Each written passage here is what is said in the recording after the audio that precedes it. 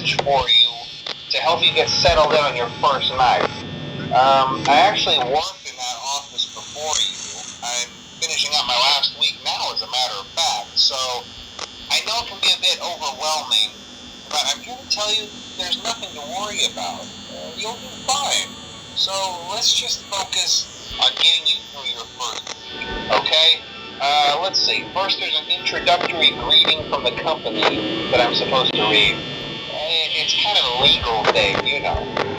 Welcome to Freddie Fazbear's Pizza, a magical place for kids and grown-ups alike, where fantasy and fun come to life.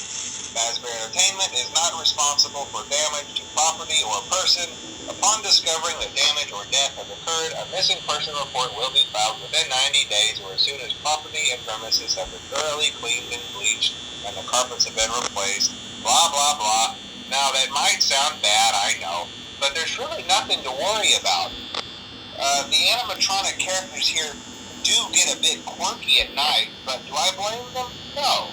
If I were forced to sing those same stupid songs for 20 years and I never got a bath, I'd probably be a bit irritable at night too. So remember, these characters hold a special place in the hearts of children and we need to show them a little respect, right? Okay. So just be aware, the characters do tend to wander a bit. They're left in some kind of free roaming mode at night. Something about their servos locking up if they get turned off for too long. They used to be allowed to walk around during the day too, but then there was the bite of 87. Yeah, it's amazing that the human body can live without the frontal lobe, you know? Now, concerning your safety, the only real risk to you as a night watchman here, if any, is the fact that these characters, if they happen to see you after hours, probably won't recognize you as a person. They'll most likely see you as a metal endoskeleton without its costume on. Now, since that's against the rules here at Freddie Fazbear's Pizza, they'll probably try to forcefully stuff you inside a Freddie Fazbear suit. Now, that wouldn't be so bad if the suits themselves weren't filled with cross-beamed, wired, animatronic devices, especially around the facial area. So you can imagine how having your head forcefully pressed inside one of those could cause a bit of discomfort and death. The only parts of you that would likely see the light of day again would be your eyeballs and teeth that pop out the front of the mask. Yeah, they don't tell you these things when you sign up. But hey, first station of the breeze. I'll chat with you tomorrow. Check those cameras and remember to close the doors only if absolutely necessary. Gotta conserve power. Alright, good night.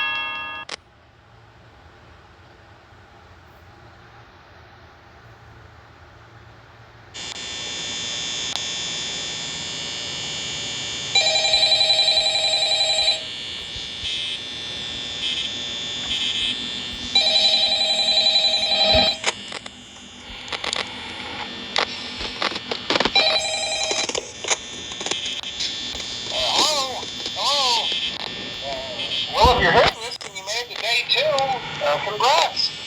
I won't talk quite as long this time since Freddy and his friends tend to become more active as the week progresses.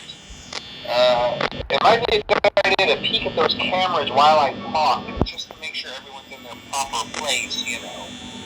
Interestingly enough, Freddy himself doesn't come off stage very often. I've heard he becomes a lot more active in the dark, though, so, hey, I guess that's one more reason not to run out of power, right? I also want to emphasize the importance of using your door lights. There are blind spots in your camera view, and those blind spots happen to be right outside your doors. So if you can't find something or someone on your cameras, be sure to check the door light. You might only have a few seconds to react. Not that you would be in any danger, of course. I'm not implying that.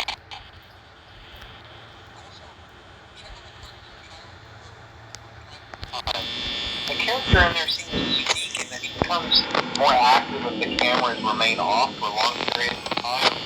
I guess he doesn't like being watched. I don't know. Anyway, I'm sure you have everything under control. Talk to you soon.